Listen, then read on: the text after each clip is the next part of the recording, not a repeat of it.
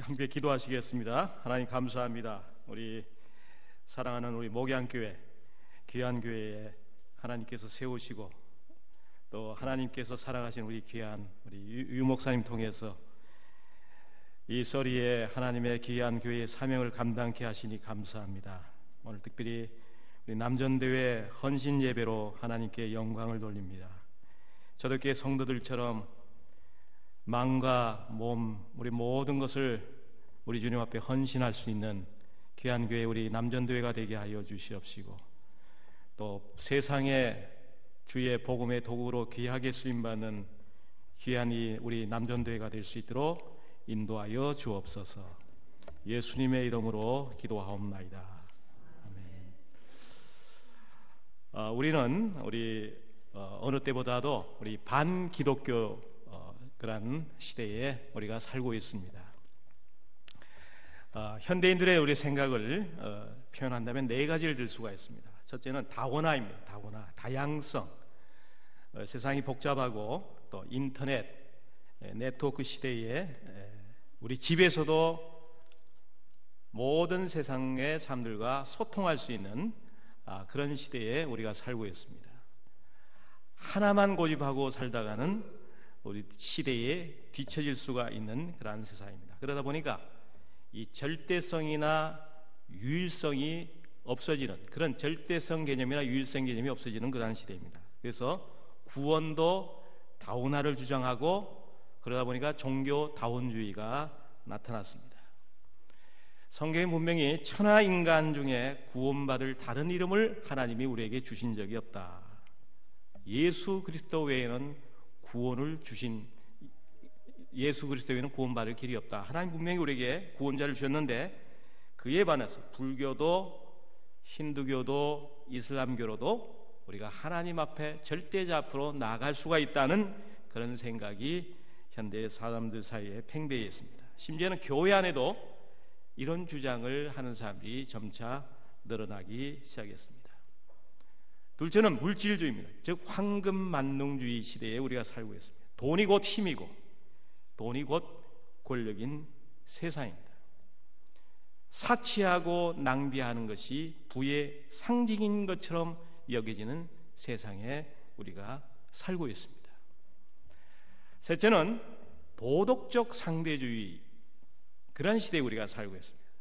다시 말해서 세상이 변하면 도덕적인 가치도 변할 수가 있다. 전에는 비도덕적이었던 것이 합법적인 것이 되고, 가령 동성애 같은 것이 합법화되는 시대에, 전에는 소수였던 것이 다수가 되면 그 다수가 도덕의 가치 기준이 될 수 있는 그런 시대에 우리가 살고 있습니다. 넷째는 자애주의, 즉 개인주의 시대에 우리가 살고 있습니다. 자애주의라는 것은 우리 히랍의 나르시즘에서 유래한 그러한 말인데요. 이것은 1970년도에 휴머니즘이라는 옷을 입고 발전했는데 오늘 그것이 바로 뉴에이지 운동입니다. 뉴에이지 운동은 항상 자신을 강조합니다. 세상의 모든 문제는 다른 데 있는 것이 아니라 자신 속에 있다. 그래서 자신을 성찰하고 자신을 들여다봐야 된다. 모든 문제는 자신에게 있기 때문에 자신이 해결할 수가 있다. 그러다 보니까 구원도 자신 안에 있다. 외부의 구원자가 필요 없다. 이게 바로 뉴에이지 운동입니다. 그래서 예수 그리스도가 필요가 없다. 그런 시대에 우리가 살고 있습니다. 이런 시대에 우리 그리스도인들이 살고 우리 교회가 이런 시대에 존재하는데, 우리 그리스도인들이 이 시대에 어떻게 신앙생활을 하고 교회가 어떤 역할을 해야 되느냐. 예수님께서 너희는 세상의 빛과 소금이 되라 말씀하셨죠. 우리 그리스도인들에게 주시는 말씀, 우리 교회에 주시는 말씀입니다. 소금은 소극적인 역할을 합니다. 부패를 방지해 주는 것이 소금입니다. 그러나 소극적인 의미에서 머물지 말고 적극적으로 빛이 되어 빛을 반사해라, 복음의 빛을 반사해라 말씀했어요.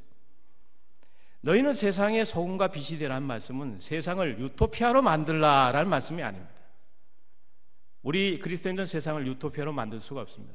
예수님은 우리에게 유토피아를 만드는 사람으로 우리를 명령하지 않았습니다. 예수님께서 재림하시기 전에, 예수님이 재림하시기 전에는 이 세상은 유토피아가 될 수가 없습니다. 그러나 세상을 변화시킬 수는 있습니다.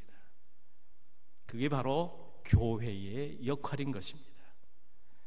교회가 세상을 변화시키고 세상에 그리스도의 복음을 통해서 사람들을 변화시키기 위해서는 교회는 무엇보다도 건강한 교회가 되어야 됩니다. 병든 교회는 세상의 빛과 소금의 역할을 감당할 수가 없습니다.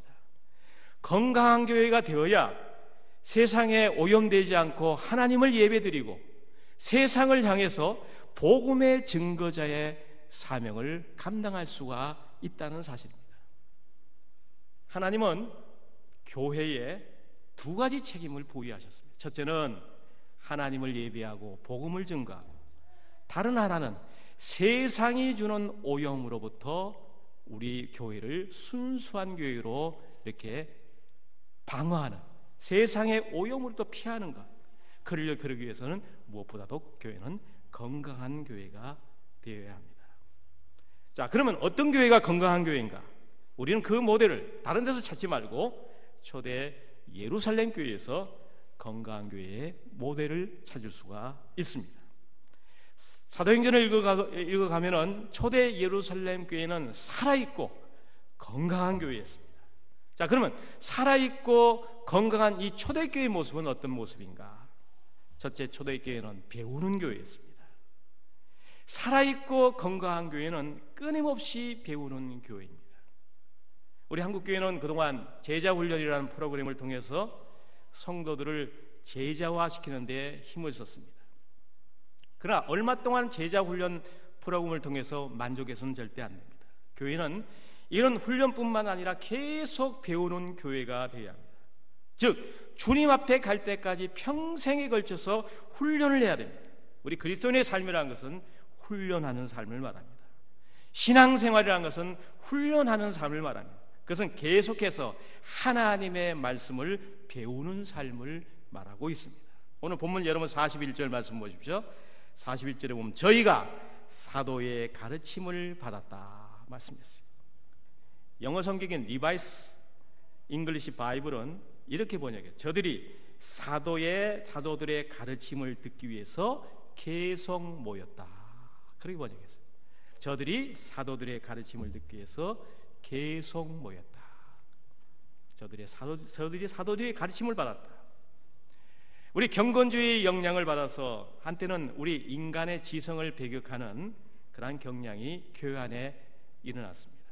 기도하면은 하나님이 무조건 다 가르쳐 주시고, 기도해 보았더니 하나님께서 뭐 이렇게 하시더라. 물론 하나님께서는 특수한 경우에는 그렇게 행하시지만 대부분 경우는 하나님이 그렇게 하지 않습니다. 하나님은 우리 인간의 지성과 상식을 사용하십니다. 사도 바울이 회심한 다음에 다메섹에 가서 복음을 증거하다가 복음을 증거하다가 유대인들에게 생명의 위협을 받았습니다. 유대인들이 바울을 죽이려고 했습니다. 그때 바울이 밤에 광주리를 타고 그것을 빠져나갔습니다. 여러분, 사도 바울이 복음을 증거하는데 또 주님께서 바울은 이방인 선교를 위해서 택한 나의 그릇이라고 했는데, 아니 하나님이 지켜주지 않겠습니까? 하나님이 천사를 보내서 지켜줘야 되지 않겠습니까? 사도 바울이 왜 빠져나갔습니까? 사도 바울이 믿음이 없어서 빠져나갔습니까? 도망을 친 것이 사도 바울이 믿음이 없어서 사도 바울이 도망을 친 것입니까? 그러지 않습니다. 하나님은 특별한 경우에는 초월적으로 아마 바울을 지켜주실 수 있지만은 항상 그렇게 하지 않습니다. 위험한 일을 당하면 피해야 합니다. 이것이 바로 상식입니다. 하나님께서는 우리를 인도하실 때 인간의 상식과 인간의 지성을 사용하십니다. 어떤 분은 성령님이 알아서 다 가르쳐 주기 때문에 난 설교 준비를 할 필요가 없다 하시는 분이 있습니다. 성령님은 목사가 연구하고 땀을 흘리는 그 과정에서 역사하시고, 그렇게 준비를 하고 강단에 서서 말씀을 선포할 때도 성령님은 역사하신 것입니다. 반지성주의는 성경적이 아닌 거예요. 그렇다고 성령의 역사도 부인하고 하나님의 초자연적인 역사도 부인하는 오직 지성적 머리로만 예수 믿는 것, 그것도 성경적이 아닌 것입니다. 복음이란 것은, 복음적인 생활이라는 것은 균형 잡힌 삶을 말합니다. 우리는 우리의 이성을 사용하면서도 성령님을 의지하며 기도하며 하나님을 철저하게 의지하며 살아가는 것이 바로 올바른 신앙생활입니다.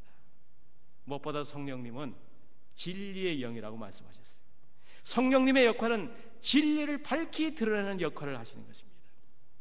초대교회 사도들이 하나님의 말씀을 가르칠 때에 성령님은 그 진리의 말씀을 더 밝히 드러나셨습니다. 사도들은 성도들을 열심히 가르쳤고 성도들은 배우는 데 열심을 다했습니다.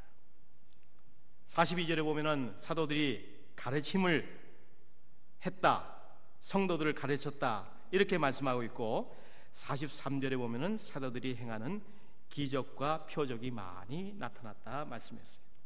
자, 그러나 43절에 사도들이 행하는 기적과 표적은 하나님의 이 복음의 말씀 진리를 더 효과 있게 드러내기 위한 그런 부수적인 일이지, 기적과 표적이 주 포커스가 아닌 것입니다. 살아있고 건강한 교회는 진리 위에 든든히 서 있는 교회입니다. 주일날 예배도 우리가 진리 위에서 하나님 앞에 예배를 드려야 합니다. 뭔가 보여주려고 하는 예배, 또 뭔가 감성을 자극하는 예배.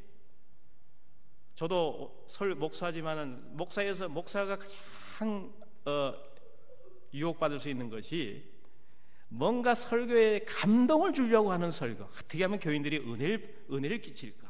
어떻게 하면 뭔가 감동적인 예화를 사용해서 사람들에게 감동을 줄까? 그것도 결국 교회를 병들게 할 수 있다는 사실입니다. 진리의 성령님은 하나님의 말씀, 진리가 제대로 잘 선포될 때에 성령님께서 역사하신다는 사실을 우리가 초대교회의 모습을 통해서 우리가 볼 수가 있습니다. 자, 둘째로 살아있고 건강한 교회는 돌봄의 교회라고 해서 케어링 처치라고 말할 수가 있습니다. 돌봄이란 것은 교제를 통해서 나타날 수가 있습니다. 여러분, 우리가 교제라는 것은 우리가 잘 아는 이 헬라어 단어인 이 코이노니아라는 말인데, 이 코이노니아라는 말은 나눔이란 말입니다. 서로 나눈다. 우리 그리스도인의 삶이란 것은 서로 나누는 삶을 말하고 있어요. 여러분, 44절과 45절 말씀 보십시오. 믿는 사람이 다 함께 있어 모든 물건을 서로 통용하고 또 재산과 소유를 팔아 각 사람의 필요를 따라 나누어 주었다 말씀했어요. 초대교회는 당신 것 내 것 할 것 없이 서로 물건을 통용했습니다. 자신의 재산을 팔아서 서로 나누었습니다. 물론 이것을 우리 현대교회에 우리가 다 적용할 수가 없는 일이죠. 그러나 예수님 당시에는 예루살렘에서 얼마 떨어지지 않는 곳에 에센이라는 사람의 지도하에 쿰난 공동체가 있었습니다. 그 공동체는 사유재산을 인정하지 않고 서로 공동으로 서로 재산을 사용했습니다. 16세기 아나베프티스트들도 이 본문의 말씀을 그대로 적용해서 서로 공동으로 재산을 함께 사용했습니다. 18세기에는 모라비안 교도들도 서로 사유재산을 서로 이렇게 하지 않고 서로 함께 나누는 삶을 실천했습니다. 주님을 찾아온 부자 청년에게 주님께서 뭐라고 말씀했습니까? 내게 있는 것을 팔아서 가난한 자들에게 주고 나를 따르라, 그렇게 말씀했어요. 아시스의 프란시스나 마더 테레사 그와 함께한 자매들은 사람의 생명이 소유의 넉넉함에 있지 않음을 몸소 삶을 통해서 실천했습니다. 물론 주님께서는 주님을 따르는 사람들을 보고 이렇게 똑같이 살라고 절대 말씀하지 않았습니다. 주님께서는 우리에게 땅에다가 보물을 쌓지 말라고 하셨어요. 땅에다 보물을 쌓지 말라는 것은 문자적으로 땅에다 보물을 쌓지 말라는 뜻이 아니라 우리 인간의 탐심을 경고해 주는 그러한 말씀인 것입니다. 문제는 돈이 문제예요. 돈을 어떻게 버는 것도 중요하지만 돈을 어떻게 쓰는 것도 굉장히 중요한 사실입니다. 돈을 어떻게 사용하는 것을 보면은 그 사람의 신앙의 모습을, 신앙 상태를 알 수가 있습니다. 최근에 나온 UN 통계에 따르면 여러분 하루에 US 달러로 1달러 미만으로 생활하는 사람들이 10억에 이른다고 합니다. 전 세계 인구의 10억이 1달러 미만으로 생활하는 사람이 있다고 합니다. 또한 매일 먹을 것이 없어서 굶어 죽는 사람이 매일 2만 4천 명의 사람들이 굶어 죽는다고 말합니다. 그런 반면에 우리 캐나다나 우리 미국이나 우리 대한민국에 사는 사람들은 너무 잘 먹어서 병에 걸리는 그런 현상에 우리가 살고 있습니다. 특히 서울 사랑의 교회가 2,100억 원을 들여서 교회를 신축한다고 해서 우리 교회에 논란이 많습니다.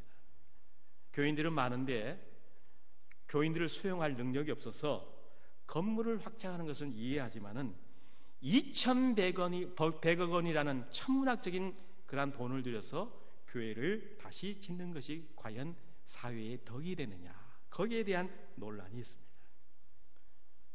교회는 이런 천문학적인 숫자의 돈을 들여서 화려한 건물을 짓는데 하루에 2만 4천 명이 되는 사람들이 음식이 없어서 매일 굶어 죽는 사람들이 있다는 그런 현실 속에 우리가 살고 있습니다. 이중적인 구조 속에 우리가 살고 있습니다. 여러분 혹시 보신 분이 계신지 모르겠지만 얼마 전에 제가 TV에서 이 중화동에 사는 네 식구라는 그런 프로를 본 적이 있습니다. 그 아버지는 아직도 50대 초반 젊은 나이인데 뇌졸중으로 쓰러져서 병원에 입원해 있고, 그리고 생계를 아내가 책임졌는데 그 아내가 밤늦게, 아침 새벽부터 밤늦게까지 식당에서 일을 하면서 생계를 유지하고 있습니다. 또 고등학생 아들과 중학생 딸이 있는데 밀린 월세를 내지 못해서 보증금까지 다 까먹고 살던 집에서 이사를 가야 하는데 결국 여관에다가 임시 거처를 정해놓고 학교에 등하교를 하는 것을 봤습니다. 어떨 때는 여자아이가 너무 창피해서 아버지가 있는 병원 화장실에 가서 교복을 갈아입고 학교를 가는 모습을 보고 마음 아파한 적이 있었습니다. 교회는 화려한 건물을 올리는데 교회 대문 밖에는 이렇게 하루하루를 힘들게 어렵게 살아가는 사람들이 너무나 많이 있다는 사실입니다. 여러분, 과연 교회의 역할이 무엇인가? 과연 하나님이 원하시는 교회의 역할이 무엇인가? 교회가 이런 사회적인 책임을 감당하지 못하고 우리끼리만의 잔치를 벌인다면 과연 하나님께서 그 교회를 기뻐하실까? 하나님 반드시 그에 대한 책임을 물으실 것이라고 저는 믿고 있습니다. 살아있고 건강한 교회는 서로 돌봄의 책임을 다하는 그러한 교회인 것입니다. 세 번째로, 살아있고 건강한 교회는 예배하는 교회입니다. 여러분 42절 말씀 보십시오. 42절에 보면은 저희가 사도의 가르침을 받아 서로 교제하며 떡을 떼며 기도하기를 힘쓰니라 그랬어요. 여기 떡을 뗐다는 것은 성찬, 우리 성만찬을 냈다는 그런 의미를 갖고 있습니다. 그리고 기도에 힘을 썼다 말씀했어요. 여기 기도는 개인 기도가 아니라 공동 기도, 함께 모여서 드리는 기도 모임이나 예배를 말합니다. 본문을 가만히 보면 이 초대교회는 두 가지 형태의 예배가 있어요. 하나는 형식적인 예배가 있었고 하나는 비형식적인 예배가 있었습니다. 46절 말씀 보십시오. 46절에 보시면은 날마다 마음을 같이하여 성전에 모이기를 힘썼다. 성전에 모여서 예배드리는 것은 형식적인 예배, 포멀한 예배. 그리고 집에서 떡을 떼며 기쁨과 순전한 마음으로 집에서 떡을 떼며 이 떡을 떼 집에서 함께 성찬을 나누면서 예배를 집에서도 예배 드렸다. 비형식적인 예배를 함께 드렸습니다. 초대교회는 형식적인 예배도 드렸고 또 비형식적인 예배도 드렸고 둘 다 함께 드렸습니다. 요즘 우리 현대교회 젊은이들은 전통적인 예배를 싫어합니다. 그래서 가스펠성, 템포가 빠른 이 가스펠성을 부르기를 원하고 찬송가를 부르기를 별로 원하지 않습니다. 자, 그러나 나이 드신 어르신들은 전통적인 예배를 드리기를 원합니다. 그래서 한 교회 안에도 젊은 사람들과 나이 드신 분들이 이런 이 예배 문제 때문에 서로 때로는 갈등이 일어나기도 하는 것입니다. 근데 어떤 교회는 너무 전통적인 예배를 드리는 교회도 있고 어떤 교회는 너무 모던한 그런 예배를 드리는 교회도 있습니다. 어느 것이 올바른 예배입니까? 어떤 것이 옳다고 우리가 주장할 수는 없어요. 전통적인 예배든 모던 스타일의 예배든 형식적인 예배든 비형식적인 예배든 둘 다 공존해야 돼요. 초대교회는 성전에서도 모였고 집에서도 모였고 초대교회는 형식과 비형식적인 두 가지 예배가 공존했습니다. 그리고 초대교회 예배는 경외와 기쁨으로 가득 찬 그런 예배를 드렸습니다. 46절 말씀 보십시오. 46절에 보면은 날마다 마음을 같이하여 성전에 모이기를 힘쓰고 집에서 떡을 떼며 그 다음에 기쁨과 순전한 마음으로 음식을 먹었다. 초대교회 예배는 기쁨이 넘쳤던 예배를 드렸다 말씀했어요. 우리 크리스찬의 삶의 특징은 기쁨인 것입니다. 구원받은 사람의 삶의 특징은 바로 기쁨에 있습니다. 성령의 9가지 열매 가운데도 기쁨이 있습니다. 어떤 교회 가면은 예배가 마치 장례식에 온 것 같은 그런 느낌을 들어요. 웃는 사람도 없죠. 사람들의 얼굴 보면 굉장히 얼굴들이 심각합니다. 찬송도 괴로운 인생길 사는 몸이 아니면 인내하신 구세주여 천부여 의지 없어서 이런 무거운 찬송을 주로 많이 부르는 그런 교회가 있습니다. 그리스도인의 삶은 기쁨인 것입니다. 사도 바울은 항상 기뻐하라고 했어요. 그러므로 이 예배도 기쁨과 감사가 넘쳐야 돼요. 이 예배라는 것은 바로 영적인 잔치가 아닙니까? 여러분 잔치집에 가보십시오. 잔치집에 가면은 엄숙한 사람이 있습니까? 잔치집에 가면은 웃음소리가 있고 기쁨이 넘쳐나는 것입니다. 그 잔치집에서 함께 교제하는 순간 세상의 근심과 걱정을 다 잊어버립니다. 교회는 기쁨의 잔치가 있는 것이 바로 교회인 것입니다. 한 걸음 더 나가서 이 초대교회 예배는 기쁨만 있었던 것이 아니라 경외감이 넘쳤던 예배였습니다. 어떤 교회는 예배가 장례식 같지만은 어떤 교회 예배는 너무나 경박한 예배를 드릴 수가 있어요. 만담 있고 그런 예배, 그런 교회도 있습니다. 43절 말씀 보십시오. 43절에 보시면은 사람마다 두려워하는데 두려워했다. 기쁨만 있었던 것이 아니라 하나님을 경외하는 마음. 누가는 모든 사람마다 두려워하는 마음을 갖고 있었다고 본문에서 기록하고 있습니다. 살아계신 하나님께서 이 예루살렘 교회에 임재하셨습니다. 이들은 경외함이 가득한 마음으로 두려운 마음으로 하나님께 예배를 드렸습니다. 이처럼 초대교회 예배는 기쁨과 경외함이 가득했고 형식과 비형식이 있었던 그런 균형 잡힌 성경적인 예배를 하나님께 드렸습니다. 우리 유목사님은 예배에 대한 관심이 많은 분입니다. 성찬에 대해서도 또 공부를 많이 하신 분입니다. 어떻게 하면 하나님께 우리가 올바른 예배를 드릴 수가 있을까? 정말 우리가 하나님 앞에 드리는 이 예배가 얼마나 귀하고 얼마나 값지고 얼마나 아름다운 일인지 모릅니다. 예배를 통해서 하나님을 만나고 예배를 통해서 하나님의 임재를 경험하고 예배를 통해서 내가 갖고 있는 모든 것이 치유가 되고 예배를 통해서 하나님과 하나가 되는 성삼위 하나님과 하나가 되는 그러한 일들이 일어날 때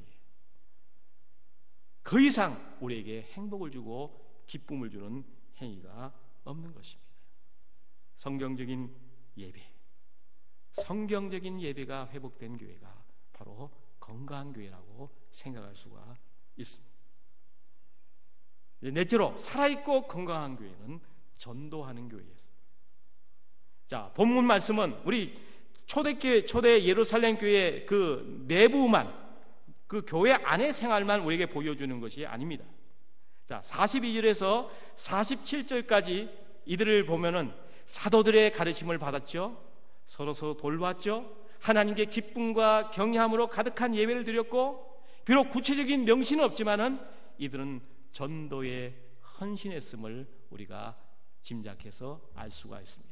47절 말씀에 그런 암시가 있습니다. 47절에 보시면은 하나님을 찬미하며 온 백성에게 칭송을 받으니 주께서 구원받는 사람을 날마다 더하게 하시니라 말씀했어요. 주께서 구원받는 사람을 날마다 더하게 하셨다. 이 말씀에서 우리가 세 가지 진리를 알 수가 있습니다. 첫째는 주님께서 구원받는 사람을 날마다 더하게, 주님께서 그렇게 행하셨다는 사실입니다. 사도들이 열심히 성도들을 가르쳤고, 교인들이 매일매일 그리스도를 증거했고, 서로 돌보고 서로 사랑하는 그러한 모습을 주님께서 보시고 기뻐하시고, 주님께서 구원받는 사람들을 날마다 더하게 하셨단 말씀이죠. 그리고 주님께서는 두 가지를 동시에 행하셨어요. 교회에 구원받는 사람의 숫자를 늘리셨다는 것. 구원함이 없이, 예수 믿고 변화됨이 없이 단순히 숫자만 늘리는 것이 아니라, 또 교회의 숫자를 늘리지 않고 구원함을 받는 역사가 일어난 것이 아니라 구원과 교회의 멤버십이 함께 이루어졌다는 사실이에요. 그리고 주님께서는 이 일을 매일 행하셨다는 사실입니다. 매일. 초대교회는 매일 예배 드리는 데 힘을 썼어요. 매일 증거하는 일에 힘을 썼습니다. 주님은 그것을 매우 기뻐하시고, 주님께서 친히 회심하는 사람들이 날마다 더하게 하셨다는 그런 사실입니다. 죄송스러운 말씀이지만 어떤 교회는 세워진 지가 10년, 20년 되었어도 회심하는 사람이 하나도 없는 교회가 있어요. 다른 교회에서 신앙생활을 하던 사람들이 교회 상처를 받고 이 교회를 옮기면은 교회 숫자가 불어나면 우리 교회 부흥했다. 그거 부흥이 아닙니다. 성경에 보십시오. 부흥이란 것은 초대교회처럼 예수를 믿지 않는 사람들이 회심해서, 복음을 듣고 회심해서 세례를 받고 교회 정식 멤버가 돼서 교인 숫자가 불어나는 것, 그게 바로 부흥인 것이죠. 오늘 우리 교회가 사모해야 할 부흥이 바로 여기에 있다는 사실입니다. 초대교회는 구원받는 사람의 숫자를 날마다 뒀습니다. 이들이 교회 정식 멤버가 되었습니다. 이것이 바로 주님이 축복하시는 건강한 교회의 모습이 아닌가.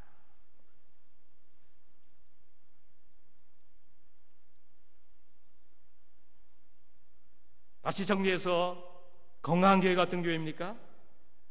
건강한 교회는 사도들과의 그러한 올바른 관계를 정립한 교회가, 사도들이 가르침을 열심히 가르쳤고 듣고 배우는데 헌신을 다했던 그런 교회가 바로 건강한 교회였습니다. 그러기 위해서 목사는 매일매일 공부해야 되죠. 존 스타트 목사는 목사가 공부하는 것을 가르쳐 소명적 연구라 그랬어요. 목사가 공부하지 않고, 목사가 책 읽지 않고, 성경 연구하지 않고 매일 무슨 모임이니 어디 쫓아다니는 거, 그것은 하나님 앞에 죄악이라고 했어요. 목사가 잘 가르치기 위해서는 열심히 평생 죽을 때까지 학생이 되라 그랬어요. 학생이 되지 않고는 가르칠 수가 없습니다. 우리 유 목사님은 항상 공부하는 목사님, 항상 리전트 신학교에 가서 책을 읽고 책을 빌려다가 보시고 그런 분이에요. 미안한 이야기, 죄송합니다. 열심히 가르치고 열심히 배우는 교회, 그래서 교리 위에, 하나님의 진리 위에 든든히 서 있는 교회, 그런 교회가 바로 건강한 교회입니다. 그러면 이단이 어디에 침투할 수가 있겠습니까? 둘째로, 건강한 교회는 서로의 관계를 새롭게 정립했습니다. 서로 진정으로 사랑했어요. 사랑했다는 것은 그들의 행동에서 나타납니다. 서로 필요한 것을 다 나눠서 함께 나누는 삶을 실천했습니다.